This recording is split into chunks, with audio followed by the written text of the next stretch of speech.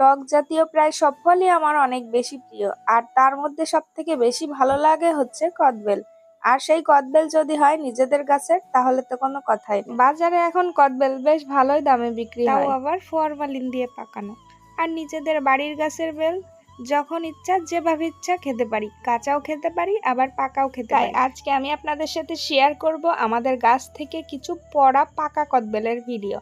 আজকে বাড়ির সব বাচ্চাদের নিয়ে বসে পড়লাম কদবেল মাখা খেতে। দুইটা কদবেল ফাটিয়ে নিয়ে তার ভিতর থেকে আঁশগুলো আমি একটা বাটিতে নিয়ে নিলাম। তার মধ্যে দিয়ে দিলাম ভাজা শুকনো মরিচের গুঁড়া, রসুন কুচি, মরিচের গুঁড়া, গোলমরিচের গুঁড়া, বিট লবণ, লেবু পাতা আর কাসুন্দি। সবগুলো আমি ভালো করে একসাথে চামচ দিয়ে ঘাটাঘাটি করে নিলাম। এখানে যেহেতু অনেক মানুষ আছে, সবার যাতে ভাগে ঠিকঠাক মতো হয়, তাই আমি এই কদবেলগুলো আবার ছোট ছোট ভাগ করে নিয়েছি। অল্প হলেও বাচ্চাদের সাথে এই ছোট ছোট মুহূর্তগুলো অনেক বেশি দামি।